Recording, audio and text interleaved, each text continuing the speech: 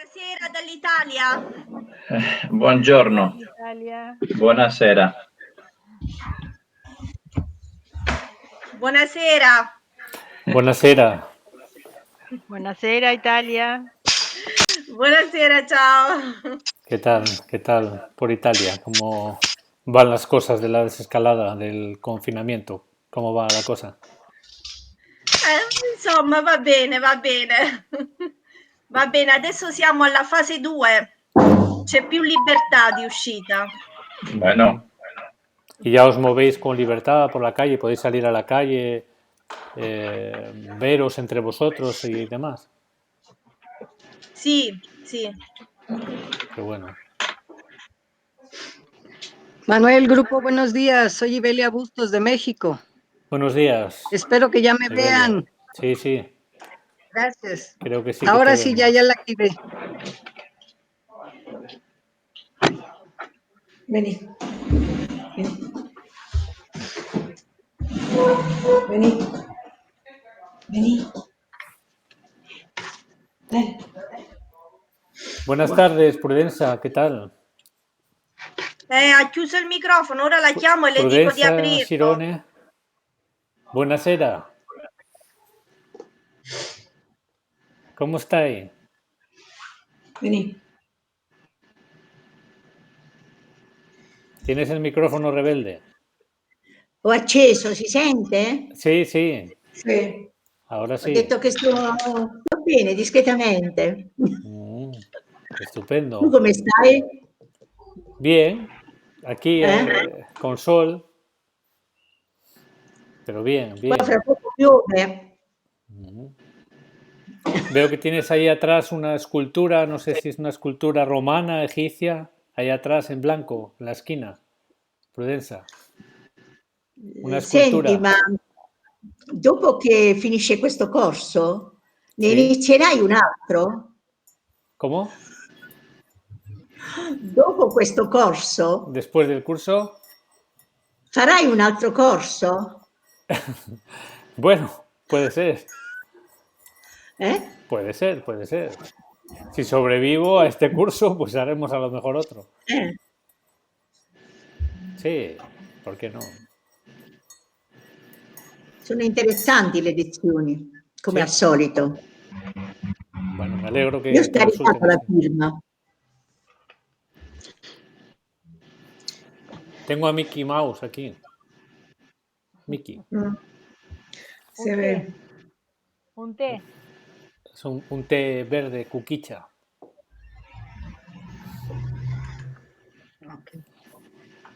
Creo que hay algunas personas que no se han podido conectar porque he visto un momento antes de entrar que en Facebook había dos personas preguntando que no localizaban el enlace que os envié ayer, ¿no? No sé por qué. Yo envié ayer, ¿verdad? Una nota en la que venía el enlace. Por eso estáis Sí. ahí, supongo. Sí, sí, obvio. En la nota 10 creo que está. Hola. Eso es, en la nota 10. En la exacto. nota número 10 está el enlace para esta Eso videoconferencia. es.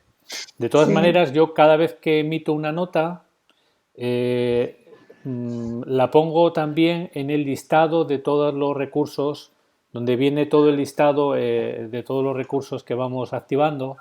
La pongo allí por si acaso alguien la pierde en el correo, la puede localizar allí también. Sí, gracias, ya lo encontré yo. Es un poco lío, ¿no? Porque, bueno, en el correo electrónico, por ejemplo, a mí pues me llega mucho correo electrónico con ofertas de todo y premios y cosas extrañas, ¿no? Por ejemplo, que soy el beneficiario de una fortuna muy grande, así, ¿no? De no sé cuántos millones de euros. Vení. Hay mucha gente aburrida en la casa, entonces Sí. manda mail. Así es, ¿no? Pues hoy os he colgado, ¿no? Habréis visto a lo mejor dos textos y dos videoexposiciones relativas a esos textos acerca de la firma. Y falta uno más que os colgaré en las siguientes, en las próximas horas, que es ya haciendo una explicación, tanto escrita como videograbada, de el simbolismo espacial, ¿no? de las representaciones simbólicas arquetípicas, ¿no? Tal y como en la línea de lo que expuso en su momento Max Pulver y que, bueno, y que tienen plena vigencia, ¿no?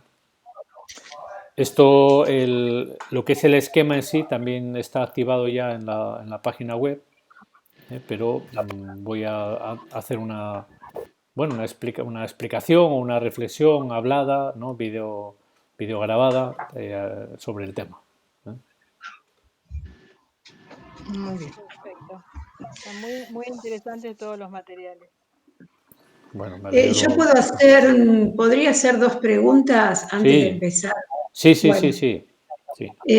Porque tienen que ver con lo anterior. Si hoy ya vas a comenzar con firma, mejor lo pregunto ahora. Sí.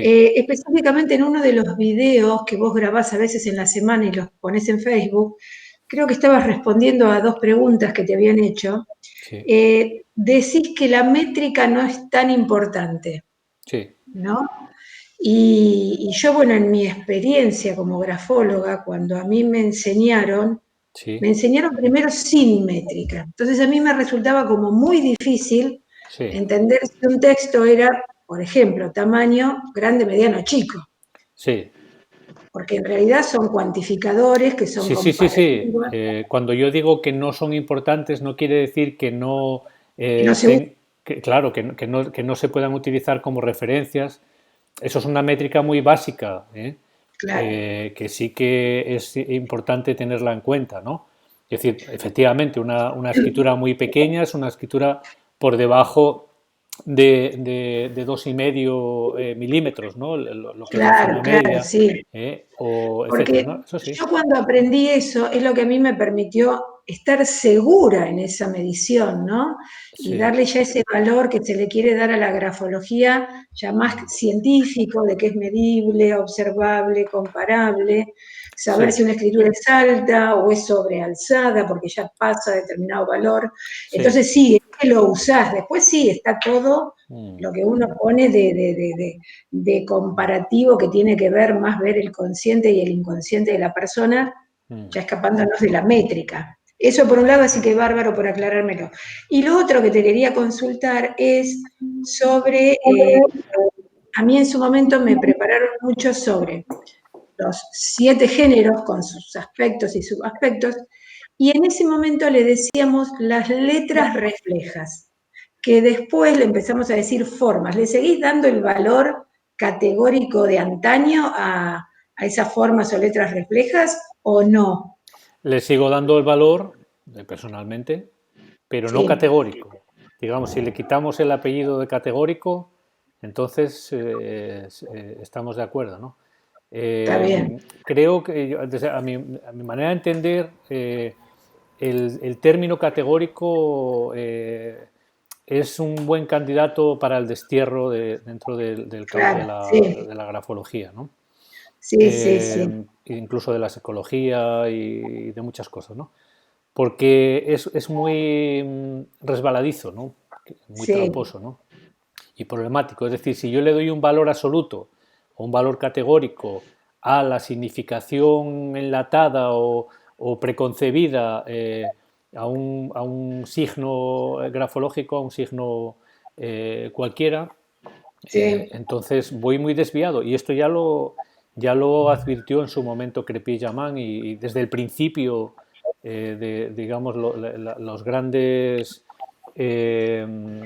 divulgadores, ¿no? de la grafología y los padres, ¿no? de la grafología ya advirtieron esto, ¿no? No se puede hacer una grafología en este sentido, porque digamos el lenguaje simbólico es un lenguaje no literal, que admite diferentes significados, diferentes capas de significado, ¿no? Esto también habla de ello Max Pulver, ¿no? Abundantemente, etcétera, ¿no? Sí. Entonces, incluso en las propias medidas, es decir, el entender una escritura como, como pequeña o muy pequeña, tiene un valor descriptivo, pero a la hora de interpretarlo tiene un valor relativo, desde mi punto de vista, ¿no? Que evidentemente yo no soy ¿no? el papa de la grafología, ¿no? Pero me refiero sobre todo al tema de la cuantificación, sobre todo en el ámbito de la grafística, de la pericia caligráfica.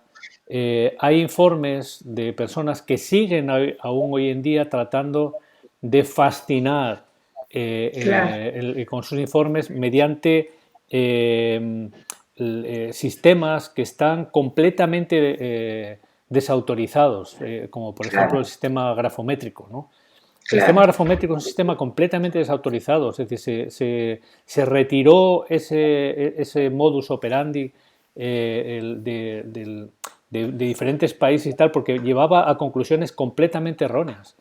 Completamente erróneas. Y eso sí, da una apariencia de cientificidad que es eso, una mera apariencia, ¿no? Claro.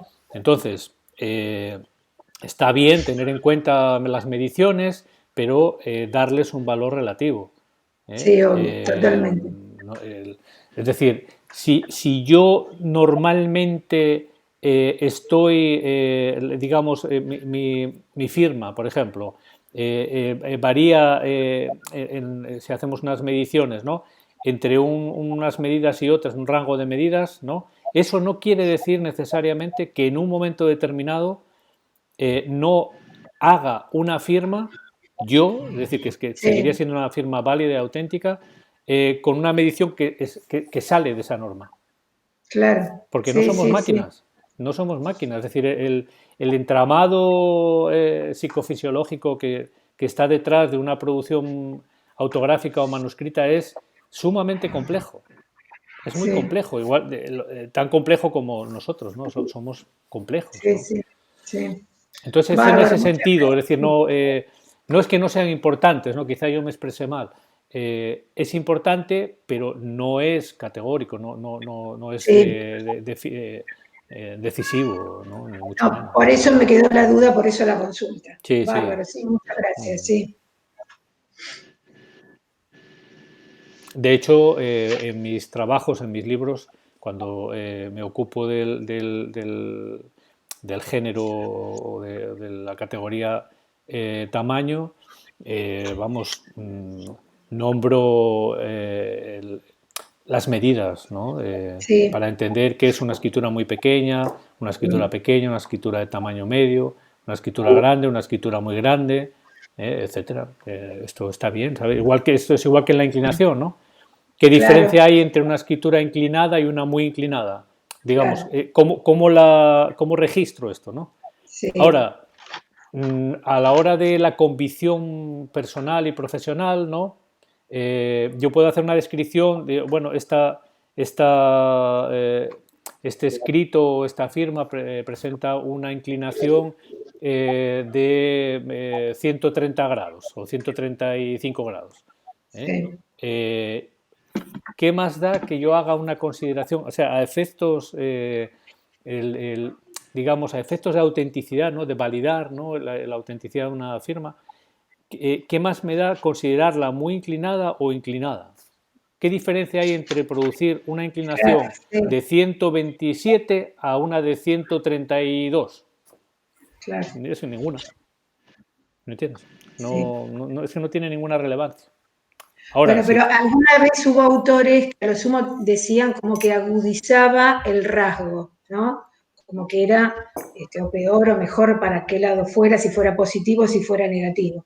Pero bueno, es como que hay distintas corrientes acá en la Argentina y como tenemos este tema, a veces cada grafólogo te va dando una, entonces bueno, la idea era consultar a ver qué era específicamente lo que decías allá y cómo lo tomamos. Así que bueno, muchas gracias. Sí. Está bien.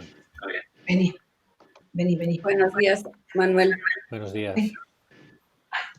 ¿Te puedo preguntar respecto de lo que estás hablando de la inclinación? Sí. Sí, mira, vamos a dedicar la sesión de hoy, la vamos a dedicar a, digamos, a estas cuestiones, ¿no? intercambio de preguntas, reflexiones, etcétera. ¿Vale? Bien, gracias. Mira, lo que pasa es que ahorita precisamente tengo yo una firma en la que la inclinación es oscilante. El primer trazo mide de 160 a 170 grados, el siguiente 110, el intermedio 90 y el final 140. Entonces yo estoy determinando esta inclinación como mixta, pero ¿qué tanto sirve esto, como dices tú, de identificación? Claro, digamos que uno de los rasgos característicos de la grafonomía o del perfil grafonómico de ese firmante o de ese escribiente es justamente que produce una escritura ambivalente, de inclinación ambivalente. Entonces el valor está en ver si el cotejo que hacemos con, digamos, si el material de cotejo, es decir, las muestras indubitadas, cumplen esa condición ambivalente también, para poder homologar esa característica. Luego habrá que ver más características para ver si sigue siendo homologable, ¿no? Pero en ese caso es uno de los parámetros que nos permiten homologar. ¿Me entiendes? Sí, porque son muy, muy diferentes las mediciones y si bien no se van a tomar como determinantes, porque como lo decías es muy, solamente una característica general, sí me llama la atención tanta fluctuación de un parámetro a otro. Esa no es tan general, ¿eh? El hecho de que una inclinación ambivalente, intensamente ambivalente, es relativamente común, pero no es muy general. Es decir, ya tiene un cierto grado de especificidad, ¿no? No es decir, el porcentaje de personas que hacen una escritura inclinada ambivalente no es tan alto como el porcentaje de personas que hacen una escritura de tamaño pequeño, por ejemplo. Ok, entonces esto sería ya como una peculiaridad, un detalle más que una generalidad.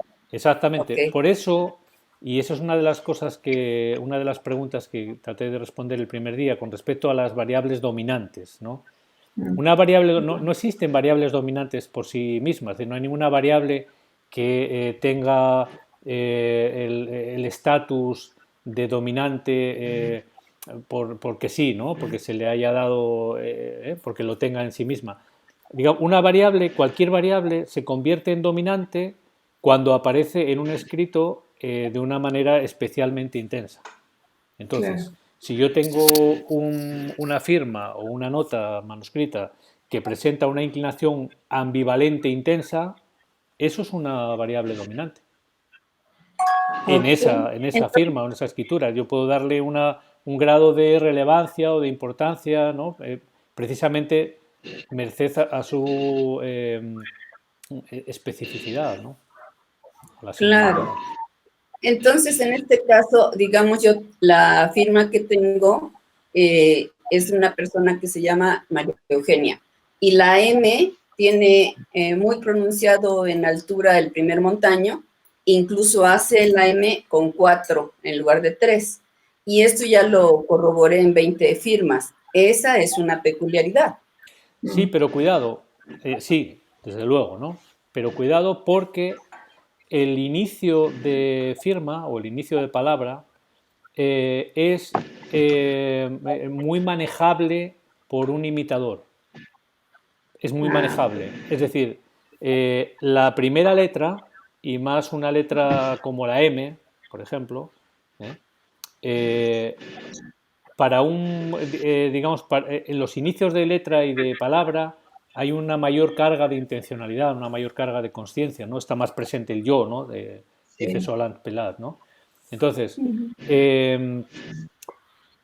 eso no quiere decir que el hecho de que esa M sea característica de esta mujer, en todas las muestras indubitadas, eso no quiere decir que el falsario no se haya dado cuenta de ese detalle, que evidentemente es una cosa muy notoria, y cualquier falsificador con 2 dedos de frente lo que va a hacer es, al menos, que aquello que es más visible o más visualizable, al menos eso imitarlo, ¿no? Reproducirlo. que se parezca, ¿no? Entonces el falsario va a hacer una M de 4, o sea, con un primer monte alto, de 4 picos o lo que sea, ¿sabes? Otra cosa es que algo singular no sea muy visible formalmente. Eso ya es más difícil de manejar por un falsario. Y además, si eso que es muy específico no está al inicio de la firma, sino que está a mitad o a final de la firma, es más complicado, porque una vez que ya se inicia el proceso de falsificación, cuando se está imitando, ya el falsario está de alguna manera interferido por sus propios automatismos en la firma y ya no tiene muy claro, ya no le es tan fácil maniobrar, por así decir, ¿no? Una vez que se ha puesto en movimiento el trazado, ¿no? No sé si me explico. Sí. Claro. Sí, pero al inicio la cosa es más fácil de manejar. De imitar. Sí. Claro. En este caso, esta firma al final es filiforme. Y precisamente eso es lo que no pudo imitar el falsificador, que es lo que me estoy dando cuenta yo. Creo que ahí es donde sería más comprobable este hecho de que la firma delimitada no le corresponde a la persona. Podría ser. Podría ser. Ok. Muchas gracias. De nada, ya veo que te has podido conectar, que estuviste ahí 2 o 3 veces que no podías, ¿verdad? Sí, así es, ya estoy aquí. Muy bien, pues nada, bienvenida. Gracias. Gracias. ¿Qué más cocinas por ahí tenéis por ahí? Que podríamos aclarar o comentar.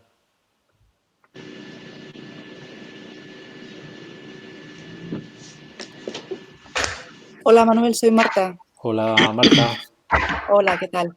Mira, te quería hacer una pregunta con respecto a la semana pasada en el que dijiste que es muy habitual que haya patrones gráficos de la escritura que no sean los mismos patrones gráficos de la firma y que incluso haya patrones gráficos que sean hasta antagónicos en la firma con la escritura.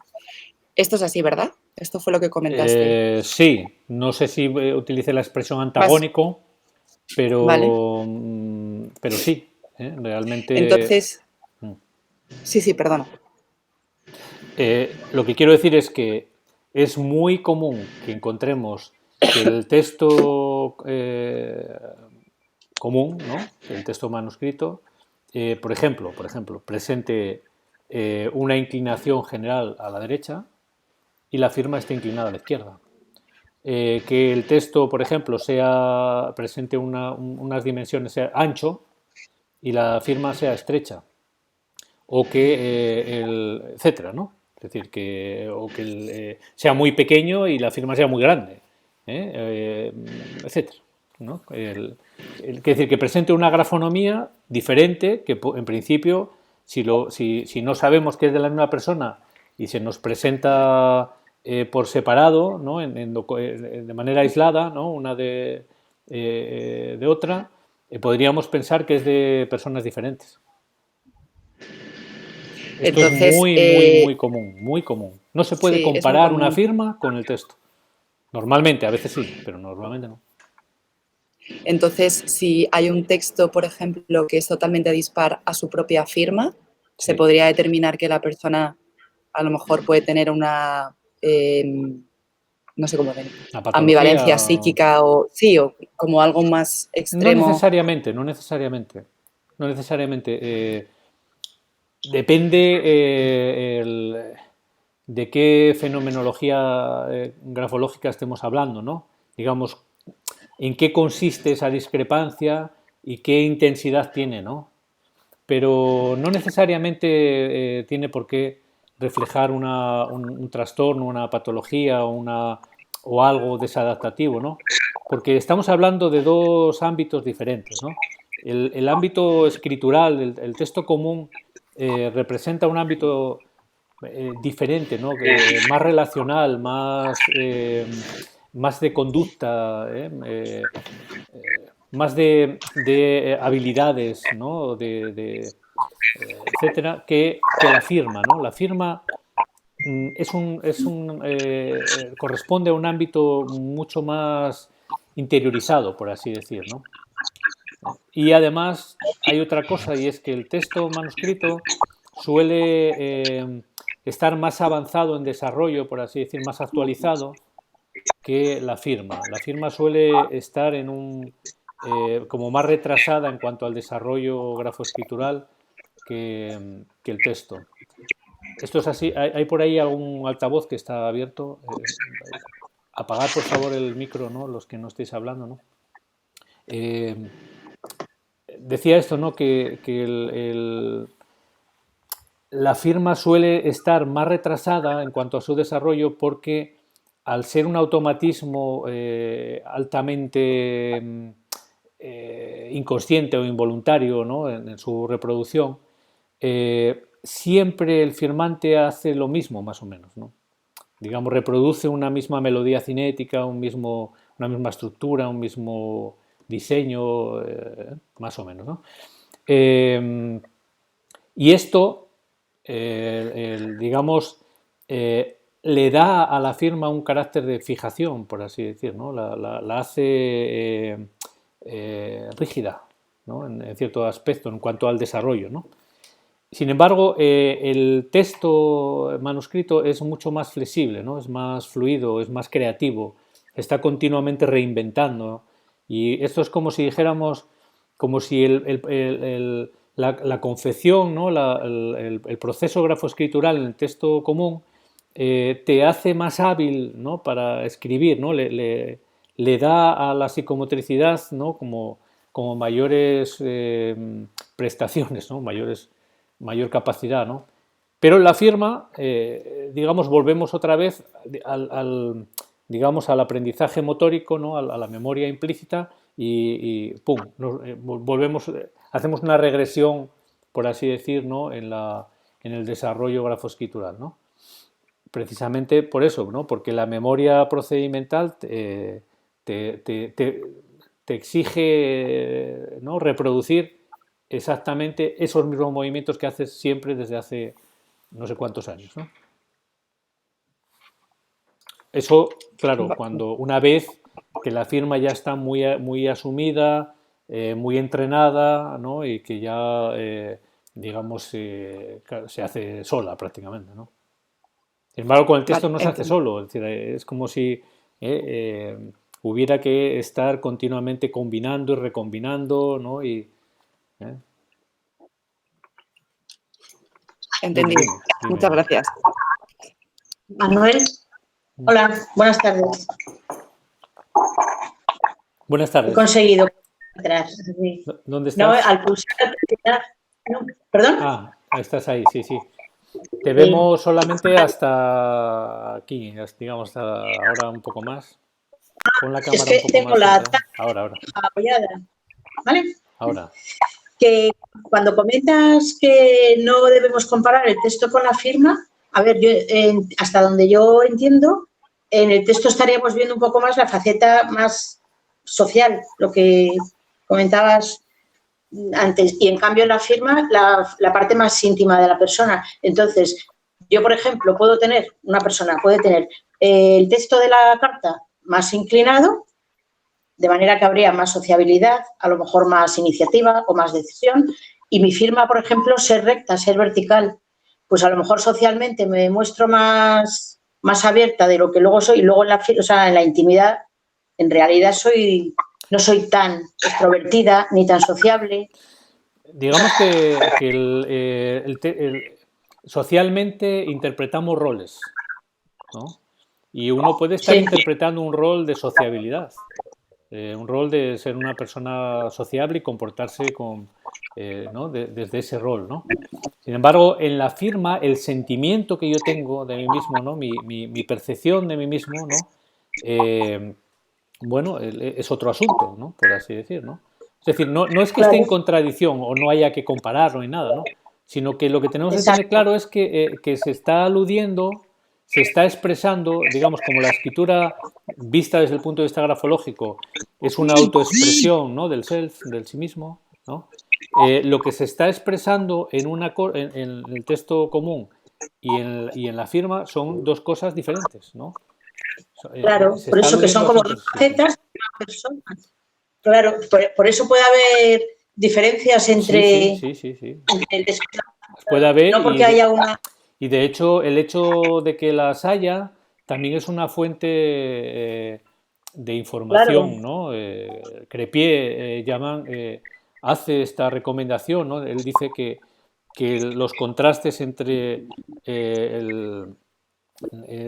digamos las especies que aparecen en el texto, ¿no?, en la escritura, y las que aparecen en la firma son fuente de luminosas revelaciones, ¿no? Viene a decir algo así. Claro. Exacto. Porque podemos estar viendo, digamos, una escritura donde aparentemente, bueno, pues hay una relativa sencillez y luego resulta que vemos una firma, ¿no?, que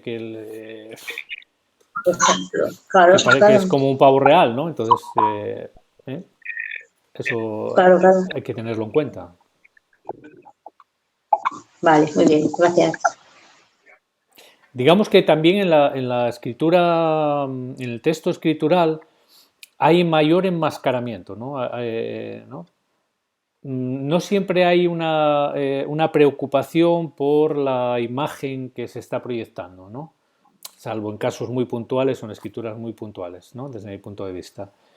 Pero en la firma, la transacción de la imagen que tengo de mí mismo y de la imagen que quiero o necesito proyectar ante los demás está demasiado presente, ¿no? Porque la función de la firma, ¿cuál es? No es comunicativa, no estamos comunicando nada. Mejor dicho, estamos comunicando todo, ¿no? Pero estamos comunicando únicamente nuestra presencia.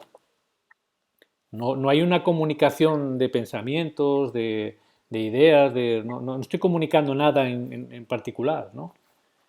De hecho, el que una firma sea elegible no tiene ninguna importancia para la función que cumple la firma en un momento dado. Sin embargo, si un texto, una nota manuscrita es completamente ilegible, pues no tiene ningún sentido. Si yo te hago una nota para decirte, oye, espérame en tal sitio a tal hora, tal día, y no se entiende nada, pues menuda estupidez, ¿no? No tendría ningún sentido. Digamos, sin embargo, la firma sí, la firma da igual que haga un garabato, que sea una firma estéticamente o de diseño muy atractivo, pues que sea absurda, que sea, da igual, tiene la misma representatividad, ¿no?, el mismo valor. Entonces, ese es el asunto, ¿no? El asunto es que yo con la firma no estoy diciendo nada, sino simplemente me hago presente. Entonces, la manera en que me hago presente, pues a lo mejor sí que dice algo de mí mismo, ¿no? En el sentido de que yo puedo hacerme presente, en el sentido de decir, ¿qué tal, chicos? ¿Cómo estáis? Bla, bla, bla. O puedo ¿no?, hacer otro tipo de aparición o de interacción, no sé, ¿no? En ese sentido, ¿no?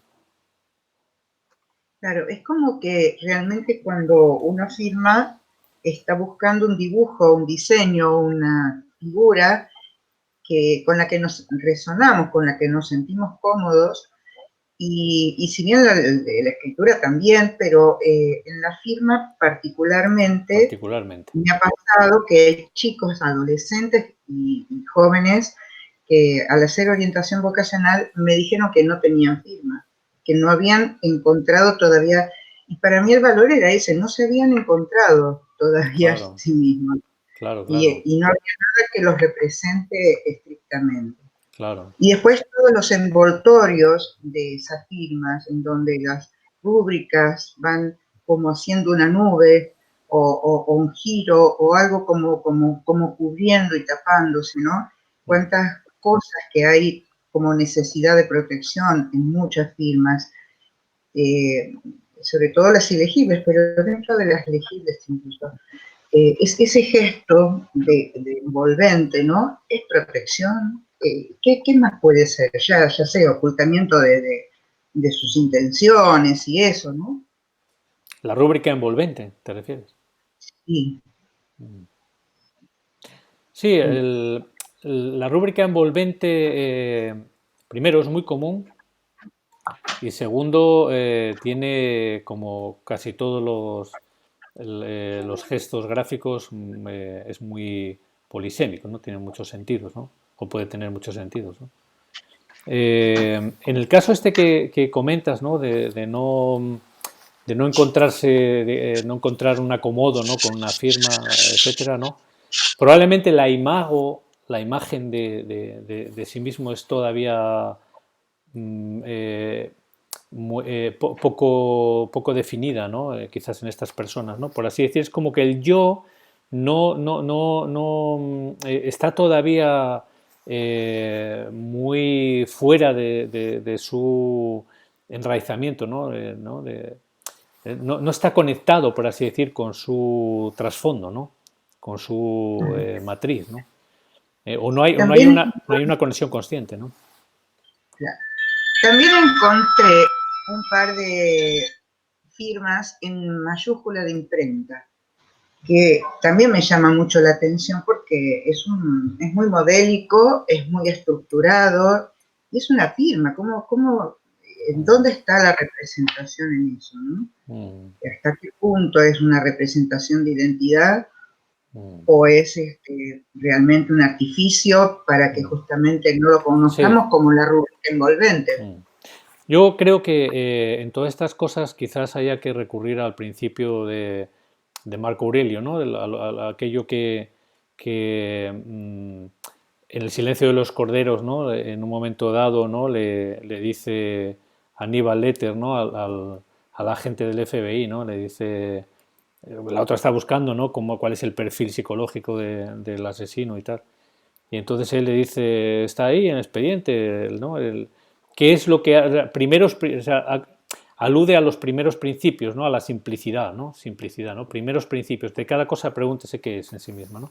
Entonces el tema es, ¿la persona está centrada o no está centrada? Si no está centrada, si una persona no está centrada, no encuentra cómodo. Es por así decir, ¿no? Es como si dijéramos, como si no encontrase equilibrio, ¿no? Al caminar. Entonces te caes, ¿no? Si no estás equilibrado, ¿no? Por ejemplo, ¿no? En una determinada posición, pues probablemente no te vas a sostener, ¿no? Entonces, si trasladamos un poco esa metáfora a la firma, hay muchos rasgos que son impersonales o que son muy,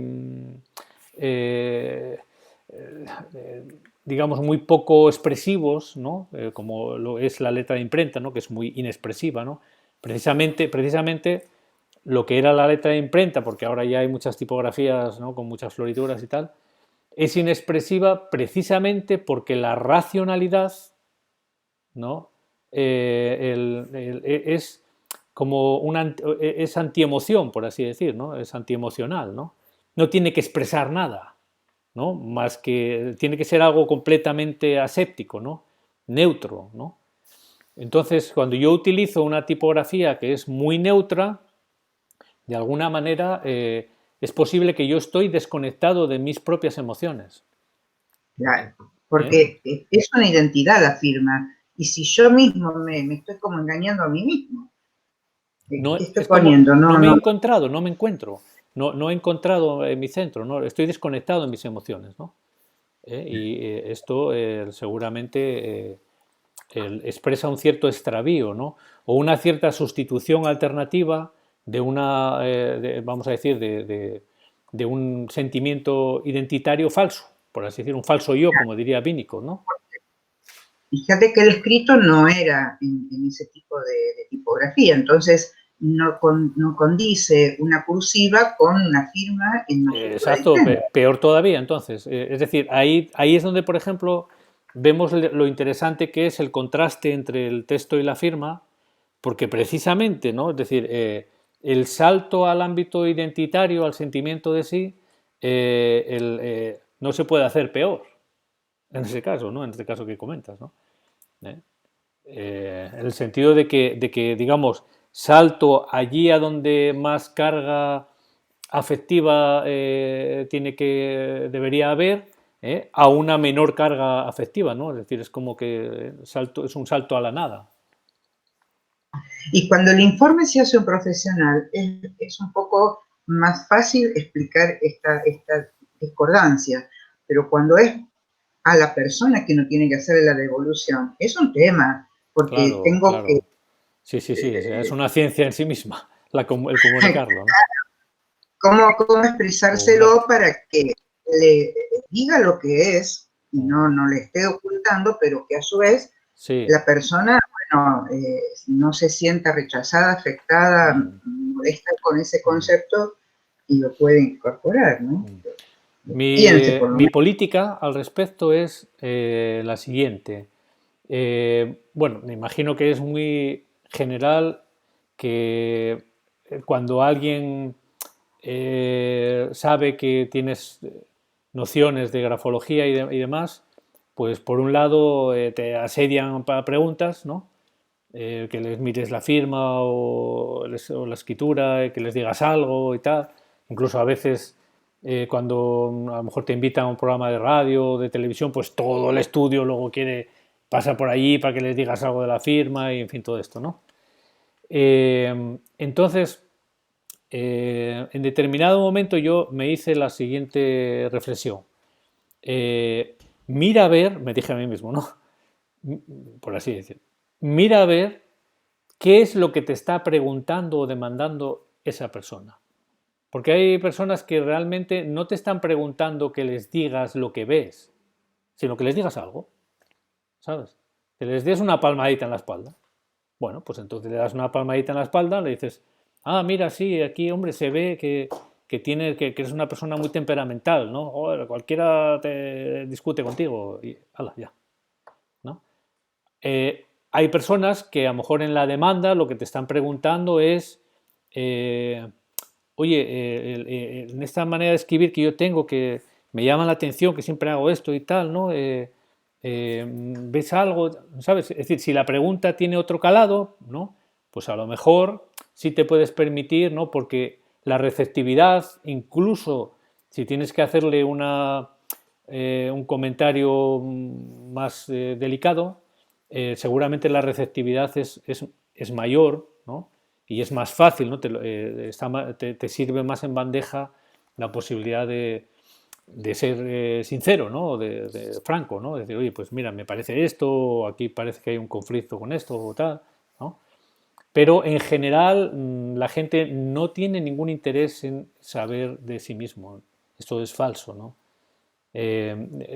Como dice en el libro de Arquetipos Inconsciente Colectivo, Jung, quien se mira en el espejo del agua ve su propia imagen y esto es lo más desagradable que le puede pasar que le suele pasar a un ser humano, ¿no? Es decir, verse realmente no es para cualquiera, ¿no? Entonces la gente no te pregunta, no quiere saber muy bien ¿sabes? No es una pregunta franca, ¿no? Es decir, oye, ¿cómo soy? ¿No? No. Primero que uno sabe cómo es en el fondo, ¿no? Otra cosa es que no sepa decírselo, ¿no? Digamos que sabe, pero no sabe que lo sabe. Entonces es como si no lo supiera, ¿no? Por así decir.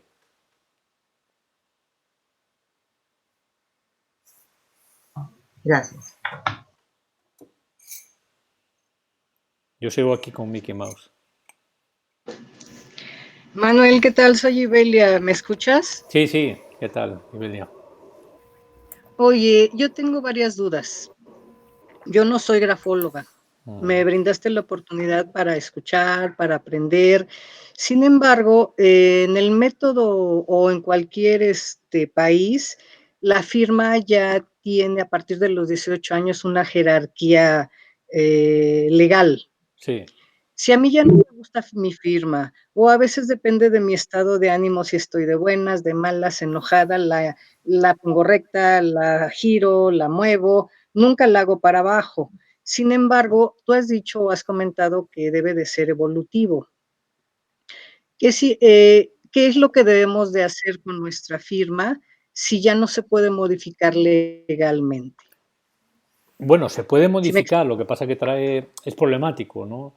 Me refiero a que si la modificas, pues a lo mejor luego resulta que en el banco no la reconocen o te discuten o no, ¿sabes? O hay eso puede ser problemático en un momento dado, ¿no? Pero no, yo me refería sobre todo el tema de modificarla a que si la firma está asentada, si ya se ha fijado, ¿no?, en la memoria procedimental, y tú quieres cambiarla, o modificarla o hacerla en menos tiempo o en más tiempo o añadirle o tal, ¿no? Te vas a encontrar en general con que la firma se te revela, digamos, como si tuviera autonomía, ¿no? Tuviera una cierta vida propia, ¿no? Te tropiezas, ¿no?, con tus propios automatismos, ¿no? Esto es como si tú quisieras caminar de una manera diferente a como caminas, o gesticular de una manera diferente a como gesticulas, etcétera. Pues vas a ver que esto es complicado, ¿no? Se puede hacer, evidentemente, pero requiere un reentrenamiento, ¿no?, y un esfuerzo, ¿no?, una insistencia, o por así decirlo.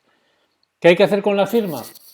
Yo creo que no hay que hacer nada, es decir, hay que dejarse llevar por el estilo de firma que a uno le sale y no complicarse la vida con eso, ¿no?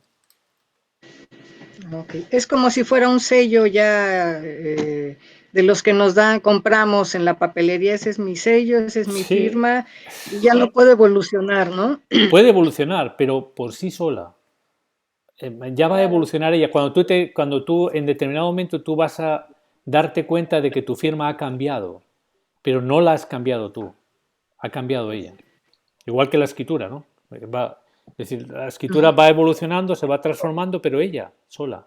No, tú no haces. A ver, haces, ¿no? Porque eres tú, pero no lo haces en el ámbito consciente, no es una decisión, no hay una carga de intencionalidad. Por eso la escritura es algo tan valioso para la grafología. Precisamente porque la carga de intencionalidad es muy baja. Y la intención lo desdibuja todo, ¿no? Lo vuelve más inauténtico. Ok, muy bien. Muchas gracias. Hola. Hola. Yo quería hacerte una consulta. Recuerdo que la clase pasada habías dicho que los países anglosajones no suelen poner la rúbrica. Quería saber por qué motivo. O sea, ¿cuál sería el motivo? Porque la rúbrica es una costumbre latina que está relacionada con digamos, una costumbre, ¿no?, una regla social, ¿no?, que era al lado de las firmas con un sello rojo, por eso lo de rúbrica, de rubrum, ¿no?, se estampaba, digamos, como una validación, ¿no?, como una revalidación de lo que era la firma, ¿no? Una validación del documento, podemos decir así, ¿no?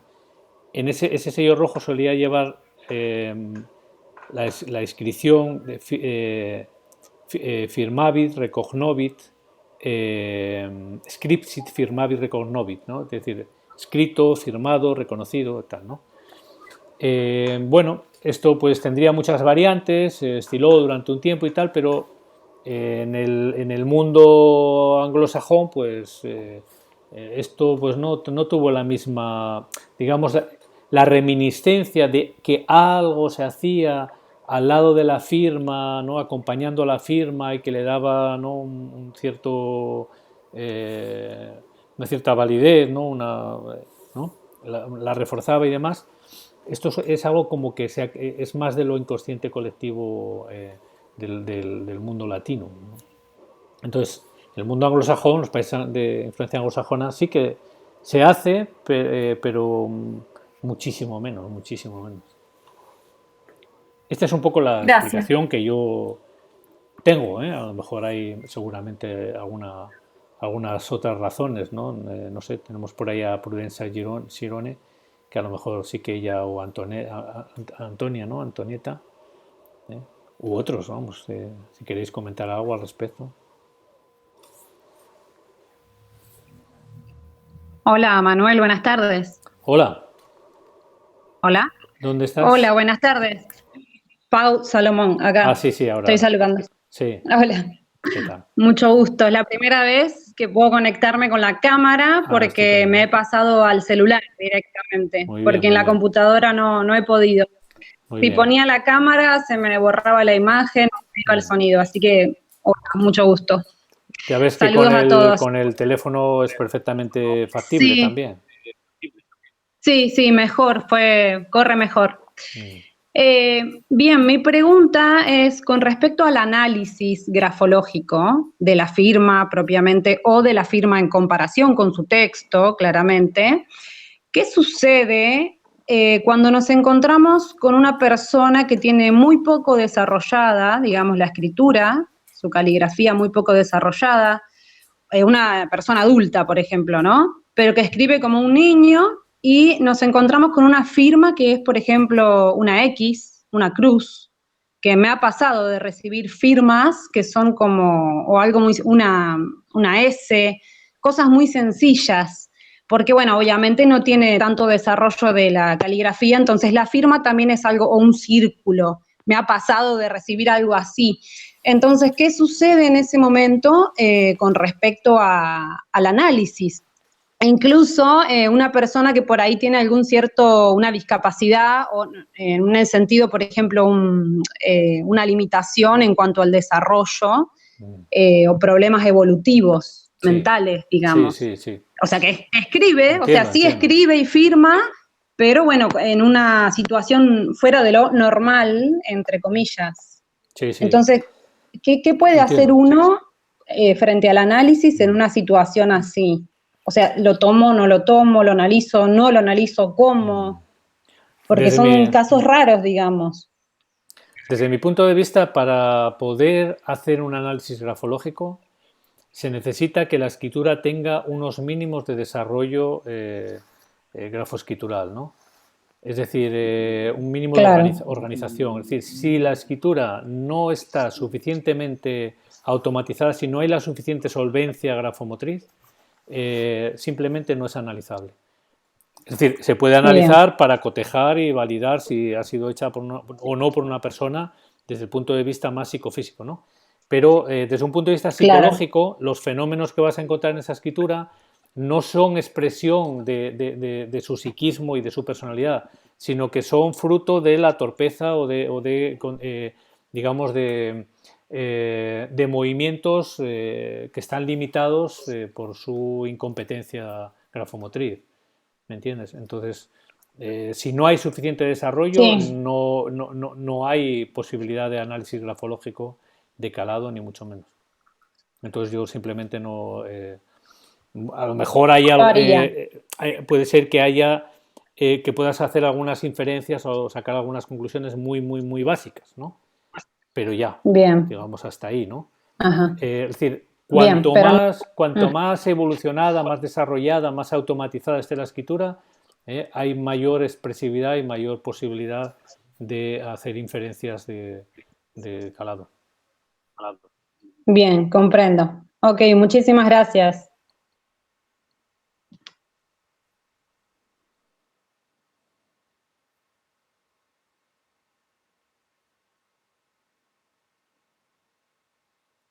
¿Qué más tenéis por ahí?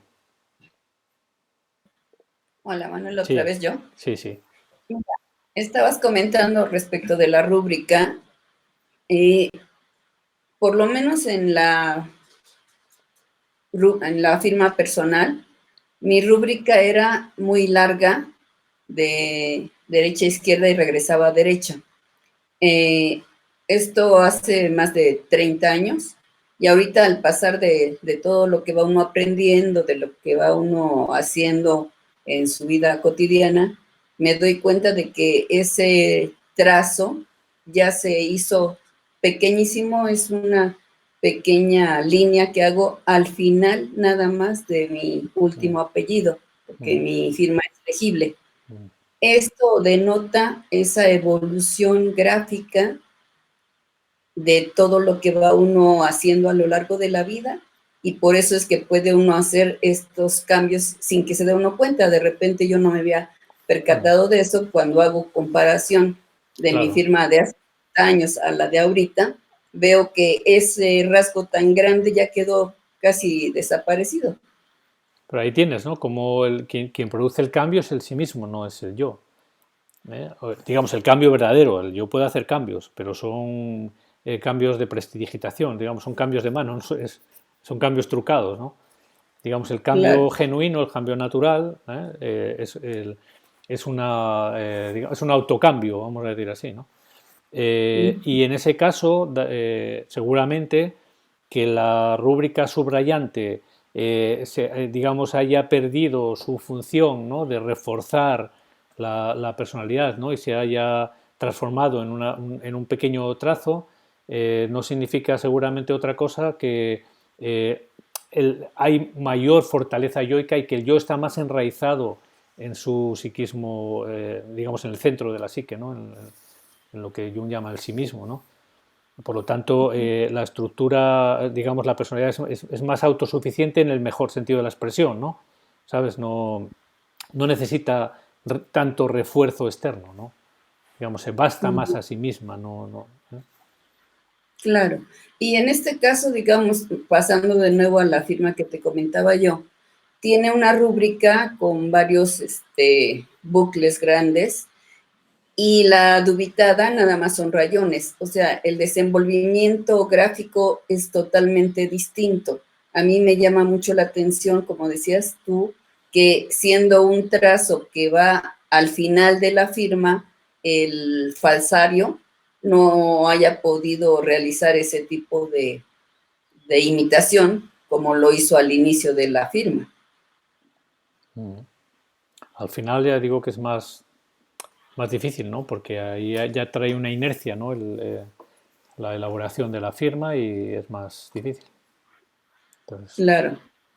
Sí. Ahora, ¿qué tanto puede haber identificación de letras familiares? Porque a mí me dieron varias firmas a analizar, una de una hija y de una sobrina, y veo ciertas similitudes, pero muchas diferencias. Similitudes siempre hay con todo el mundo, ¿no? Aunque no sean parientes, ¿no?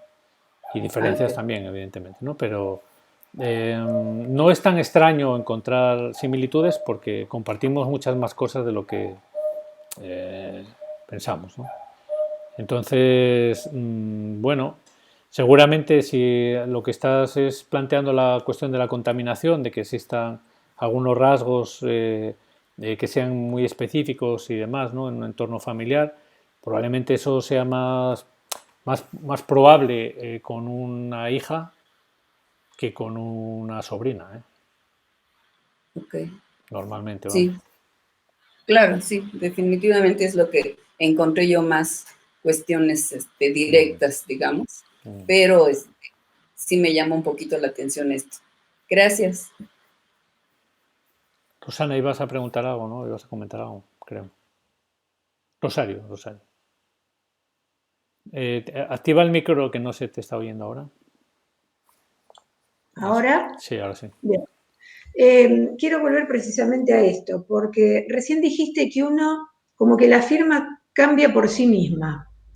Y acá se trabaja mucho, porque he hecho yo muchos cursos, sobre lo que es la reeducación gráfica. Sí. O sea, reeducar un gesto. Yo cuando empecé a estudiar, analizando mi propia firma, vi que tenía rasgos que no eran buenos, ¿sí? Y entendiendo lo que significaban y el hecho de tomé conciencia de que realmente era algo pernicioso y que lo tenía que cambiar. Me llevó mucho tiempo, pero logré cambiarlo eso. Y acá se trabaja mucho con, si uno hace un análisis personal a alguien, poder darle un significado de un determinado gesto. ¿Vos decís que no funciona de esa manera? ¿Que la persona no puede hacer consciente un gesto y cambiarlo y trabajarlo para lograr ese cambio? No he dicho nada de eso. Yo no digo nada de eso. O sea, lo que digo es que, desde mi punto de vista, digamos, el grafismo es, lo comenté justamente en las primeras clases, es la variable dependiente. La variable independiente es la personalidad, ¿eh? Y, digamos, el psiquismo, ¿no? del escribiente, ¿no? Entonces, los cambios, las transformaciones en la variable independiente es lo que produce un cambio en la variable dependiente, ¿no? Por lo tanto, lo que yo digo es que la transformación psicológica, digamos, el desarrollo, va a producir por sí mismo cambios en la firma o en la escritura, ¿eh? Entonces, lo que yo digo es que si yo no me gusta mi firma y la quiero cambiar para que me guste, ojo al dato, no estoy diciendo que yo esté, digamos, interesado en un proceso grafoterapéutico que implica que determinados rasgos son más afines o más compatibles con conductas más flexibles o lo que sea, ¿no? Y entonces me esfuerzo con ello y tal. No estoy hablando de eso, estoy hablando de que mi firma, y además estoy hablando de personas a las que su firma, digamos, en cualquier ámbito social, su firma no les gusta y entonces quieren cambiarla cambian el diseño o incluso hay alguien que les diseña la firma, y hacen un cambio de firma y tal, con lo cual, desde mi punto de vista, están escapando de sí mismas, ¿no? Están huyendo de sí mismas, ¿no? Les puedo contar un caso para que hace la situación. Dando clase, bueno, me probaban los alumnos con lo mismo, que tengo una firma de un compañero y era de ellos, obviamente. Pero yo decía, bueno, ustedes saben que esto no se puede, bueno, o sea, con la salvedad decía algunas cosas. Y una alumna, que también me mostró su firma, el nombre, el apellido, la inicial del apellido, que es el nuevo de la imagen del padre, que ella tiene de su padre, sacaba un trazo y pinchaba y cruzaba en forma vertical con acerado el nombre de ella. Entonces, bueno, dije que ella tenía el concepto de que su padre la estaba de alguna manera afectando y que es algo que ella no podía sacar porque lo continuaba en su firma y no lo podía solucionar. Cuando termina toda la clase, se acerca y me dice que efectivamente su padre, bueno, había tenido un evento cuando era niña y adolescente con él, asexual, y entonces era algo que ella no lo podía superar. Entonces, como ya estaba, se había casado, estaba con otra pareja y demás, le propuse, a modo de grafoterapia, y si sacas tu apellido de soltera y pones el de casada, solamente tu nombre y tu apellido de casada, nada más.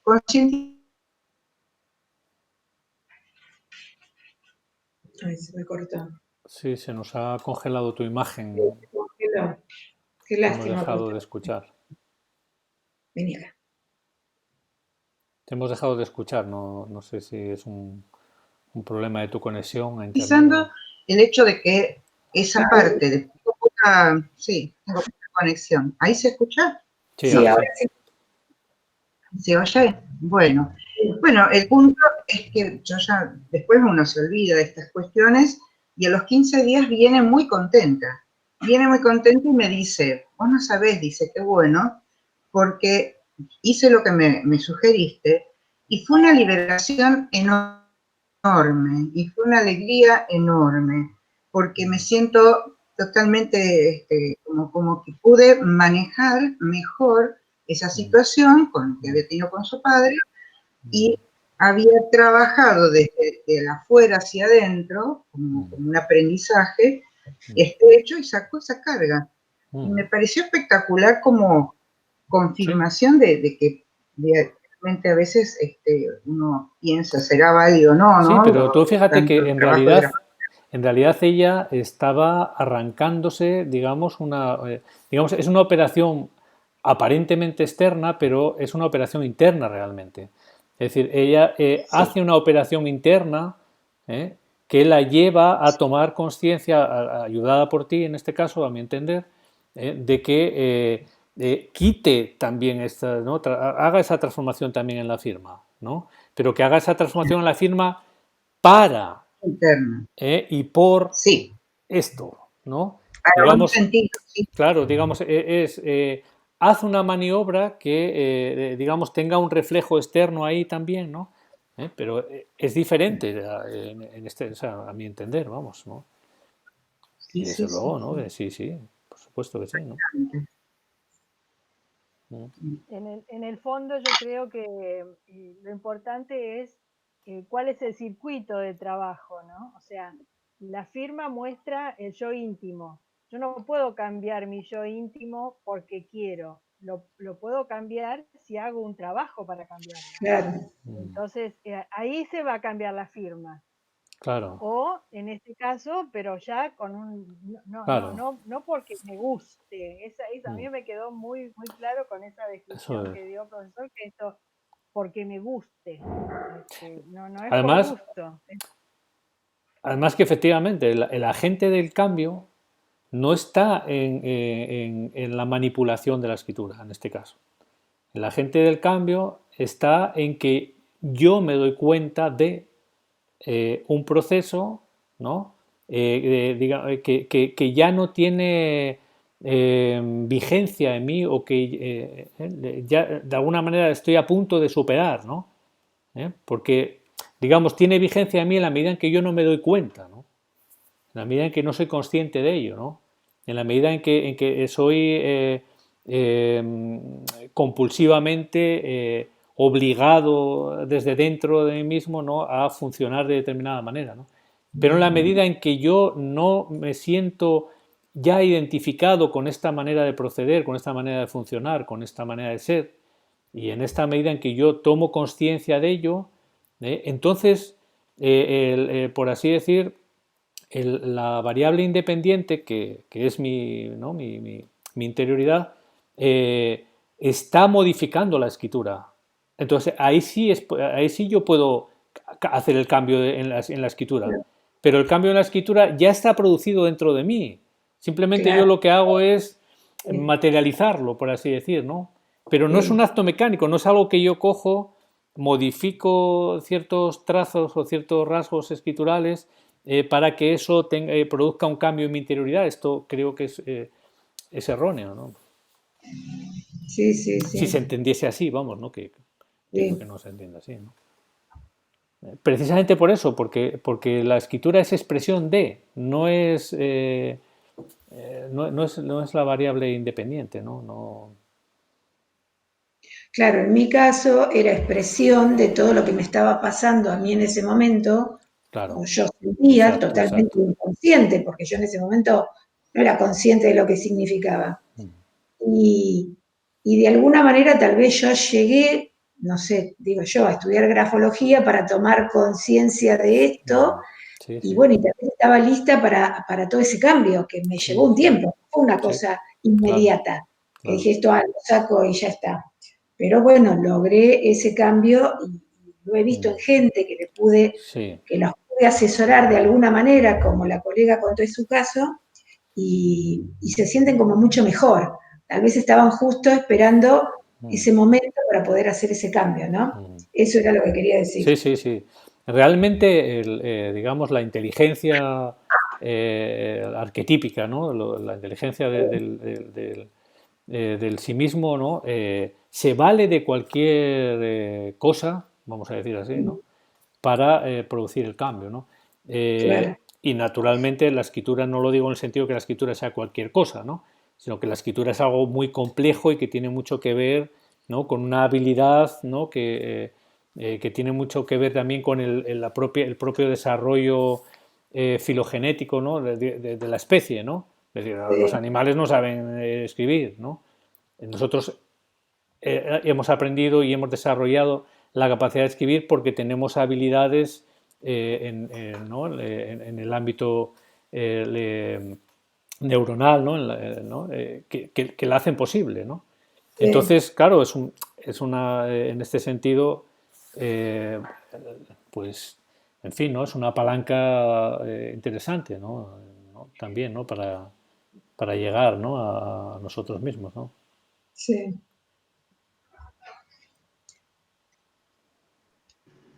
Hay por ahí un montón que se han quedado sin cámara, ¿no? Parece, no sé qué ha pasado. Manuel, yo tengo otra duda.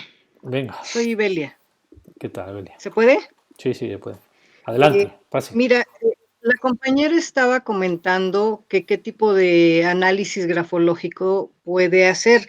Estaba diciendo que era muy rudimentaria o que posiblemente tenía algún problema psicológico, algún atraso en su desarrollo. Yo también tengo esa duda. También hay personas que carecen de conocimientos, es decir, no saben leer ni escribir bien. También es difícil leer o interpretar o conocer su grafismo, ¿no? No es necesario que estén enfermos, sino también que no tengan conocimientos de escritura. A eso me refiero. ¿Estoy en lo correcto? No sé si te estoy entendiendo bien, lo que quieres preguntar. A ver, yo lo que te he entendido es algo que he tratado de exponer antes, ¿no? Y es que si la persona no tiene habilidades para escribir, no se le puede hacer una valoración de tipo grafopsicológico. Porque lo que vemos ahí, porque lo que vamos a ver en esa escritura no es una escenificación proyectiva o proyectada de sus actitudes, de sus rasgos, de sus afinidades, ¿no? De sus aspectos psicológicos, ¿no? Sino que vamos a ver, digamos, las torpezas o las, digamos, los rudimentos, ¿no? De una escritura poco desarrollada, ¿me entiendes? Muy Entonces, bien, yo directamente cuando una escritura, nada más verla, ya te das cuenta de que su desarrollo escritural es muy, muy básico, olvídate de hacer ninguna interpretación, simplemente. Muy bien, gracias. Ahora la siguiente, dices, la firma cambia por sí misma. Debo de entender, yo lo estoy percibiendo así, es que conforme vamos creciendo, se va neurológicamente, vamos omitiendo, vamos poniendo por el decremento neuronal, a eso me refiero, que se va cambiando porque vamos creciendo o vamos careciendo o se van muriendo neuronas y el acto reflejo viene desde acá, ¿no? No, me refería más en el ámbito expresivo, ¿no? Más en el terreno de lo psicológico, ¿no? Es decir, cuando digo que la firma cambia por sí misma, ¿no? Bueno, esto es una cosa muy, digamos, una apreciación muy personal, es que, vamos a decir, uno asiste al cambio, se da cuenta de él de la misma manera que asiste a las resultantes de su crecimiento, ¿no? o de su proceso de envejecimiento, por ejemplo, una persona, ¿no? Que cuando quieres darte cuenta, pues, uy, qué mayor me veo, ¿no? O cuánto he crecido, no sé si es un niño, ¿no? O un adolescente y tal, ¿no? Que en la firma y en la escritura hay, por ejemplo, un ejemplo es la transformación que ocurre frecuentemente de las letras M y N en guirnalda, cuando hacen una, perdón, en arcada, cuando hacen una transformación a la guirnalda, por ejemplo, ¿no? Esto es bastante universal, bastante común, ¿no? Entonces, que el modelo caligráfico nos enseña a hacer la M y la N con arcos. Sin embargo, en determinado momento del desarrollo escritural, para favorecer la rapidez, ¿no? y el dinamismo, es más funcional la inversión. Pero ese momento en que se hace esa inversión es un momento mágico, se hace solo, de repente uno no sabe cómo, pum, ocurrió, ¿sabes? Es como cuando uno se despierta o se duerme, no es algo que tú haces, no es que tú te dices, voy a hacerlo en forma de guirnalda que me gusta más. A lo mejor hay quien lo fuerce de esa manera, pero normalmente es una transformación espontánea y natural. A eso me refiero. ¿Es bueno? ¿Es malo? Es natural, no es bueno ni malo, es un hecho natural. Es un hecho natural. La escritura es un hecho psíquico. y como hecho psíquico es un proceso natural y está, digamos, regido o regentado o asistido o motivado, ¿no?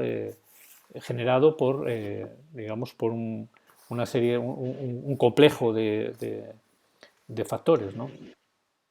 Pero es natural, entonces no es ningún problema, ¿no? Evoluciona sola, igual que la escritura, igual que la personalidad, etcétera, ¿no? Es bueno que se desarrolle sola en este sentido, porque no es un desarrollo caótico. Lo inconsciente no es algo caótico, no es una cosa mecánica. Es una inteligencia viva, ¿no? Es algo, vamos a decir, que tiene un alto grado de desarrollo, ¿no? De inteligencia, ¿no? Nosotros tendemos a considerar que solamente la parte, digamos, la parte consciente de la personalidad, ¿no? El yo, el control que hacemos y tal, que eso es lo único válido y no es así. Muy bien. Muchísimas gracias, Manuel. De nada. Te lo agradezco. Muy bien, bueno, pues yo creo que vamos a ir ya despidiendo la conexión, ¿no? De hoy. Os la enviaré grabada, que creo que está grabada. Sí, puedes hacer... Sí, comenta. Sí. Mi nombre es Leticia, me hablo de Brasil. Es un gusto muy grande estar con todos vosotros, en especial contigo, Manuel.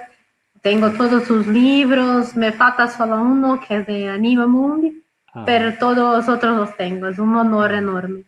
Pero ahora lo que tengo una duda que me hace mucho tiempo que no encontré la respuesta ainda, es que lo que significa el lapso de cohesión en una firma. ¿Es como una desintegración de eu o de la personalidad? ¿Es algo así? Del yo, como una desintegración del yo, ¿te refieres? Sí. Bueno, hay que ver, ¿no? Hay que verlo. O sea, la grafología es un lenguaje de imágenes, ¿no? Y necesitamos ver, ¿no? ¿Sabes? ¿No? Quiero decir que la descripción, por muy buena que sea, ¿no? La descripción que tú puedas hacerme ahora, ¿no? Así general o yo, ¿no? Es muy vago, ¿no? Me refiero a que el fenómeno en sí, ¿no? Probablemente, como comentaba en las primeras lecciones, hay que dejar que la escritura nos hable, ¿no? También la firma, ¿no? Que nos hable, ¿no? Que revele, digamos, su sentido, ¿no? Hay que apostar también por la mirada intuitiva, ¿no? Que ha sido tan denostada en la grafología, ¿no? Por este afán que hemos tenido de ser científicos y demás, ¿no? De que se admita, ¿no? O se valore, ¿no? También, ¿no? Como una ciencia y tal. Pero la intuición es un factor fundamental también en la aplicación del conocimiento científico, ¿no? Sin esa intuición, digamos, el cirujano, el médico a la hora de diagnosticar o a la hora de pronosticar o a la hora de etcétera, es decir, en cualquier terreno es necesario disponer de este componente cognitivo, ¿no? De este factor cognitivo que es la intuición, ¿no? Entonces, quiero decir con todo esto que si viésemos un lapso de cohesión determinado, teniendo conocimientos grafológicos y observando el fenómeno en sí, ¿no? Tendríamos algún tipo de respuesta. Entonces, el que yo haga un comentario así muy general al respecto, no creo que tenga mucho valor, lo voy a hacer, pero no creo que tenga mucho valor en el sentido de que puede encajar en determinada firma que presente un lapso de cohesión y puede no encajar en otro tipo de firma con otro lapso de cohesión que, digamos, que tenga otra significación diferente, ¿no? En principio, el lapso de cohesión, si es muy notable, si es muy intenso o si llama mucho la atención o si es muy impropio, ¿no? Su presencia, da a entender o podría dar a entender digamos una una fuente de angustia, ¿no? La expresión de una fuente de angustia. Y evidentemente es una fuente de angustia relacionada con la imagen y con el sentimiento autoestimativo, ¿no? Con el sentimiento que la persona tiene de sí. Es probable que pudiera quizás haber algún tipo de vivencia o de sentimiento, de vulneración, ¿no? de herida, ¿no? Emocional, ¿no? Psicológica en ese sentido, ¿no? Pero dependerá, ya digo, de que el lapso sea un lapso muy claro y un lapso que sea chirriante, ¿no? Que choque, ¿no? Es decir, que, ¿no? ¿Qué hace esto ahí, ¿no? Por así decir, ¿no? ¿Por qué esto, ¿no? ¿Sabes? Es como una, no sé, ¿no? Como si estuviésemos con una persona en una conversación fluida o en un momento de comunicación fluida y de repente pues se queda, ¿no? O, por ejemplo, ¿no? ¿Sabes? Pierde la conexión, ¿no? El vínculo en ese momento o algo, ¿no? Podría llamar la atención, ¿no? Algo como si no se encaja. Está hablando y algo que pasa que no concluye, no hace el link con la conexión. Antes hice alusión a la cuestión de estar centrado, ¿no? Pero también el proceso individuativo, el proceso de desarrollo psicológico, la individuación, la autorrealización, ¿no? También implica una integración, digamos, una cohesión, ¿no? De hecho, Jung habla de la coniunctio, que es una conjunción de los contrarios. Digamos, lo que aparentemente era irreconciliable se concilia, ¿no? Aparece conciliado. Eso es una cohesión. Entonces, un lapso de cohesión es justamente lo contrario, ¿no? Es como una división, una disociación, ¿no? Como una fragmentación. Es decir, algo no está integrado, no se reúne en torno a un centro, ¿no? A un eje, ¿no? Entonces, eso pudiera hacer pensar, ¿no? Que hay una fractura, ¿no? O que hay una dificultad para mantenerse en esa línea integrativa, ¿no? Por así decir. Muchas gracias. De nada. ¿Estás dónde? ¿En Sao Paulo? Sí, estoy en São Paulo con mucho virus. Sí, también, hay mucha infección ahí en Sao Paulo, sí. Sí, hay muchas personas en las calles. Hoy tuvo que salir muchas personas. Los hospitales están llenos, como 98% de dotación. Estamos muy complicados. Bueno, a ver cómo va evolucionando las cosas. Sí, gracias. Cuídate mucho. Muy bien, pues nada, creo que se ha grabado, así que os lo enviaré como hago siempre, para, digamos, para la memoria, ¿no? Para el recuerdo, ¿no? Y nada, en las próximas horas os enviaré el texto que nos queda con el tema de la firma, y la semana que viene vamos a ver un diagrama de flujo de todo el proceso y algunos constructos de tipo psicológico a través de los cuales podemos valernos para hacer inferencias, ¿no? en determinada línea, etcétera, ¿no? Por ejemplo, el modelo de los 5 grandes y bueno, algunos constructos más, ¿no? Que pudieran resultarnos de interés y así, ¿vale? Así que de momento nos emplazamos para el sábado a las 6 y nos volvemos a ver y a hablar, ¿de acuerdo? Gracias, Manuel, muchas gracias. Que estéis bien, chao. Gracias. Gracias, profesor. Gracias, buenas tardes a todos.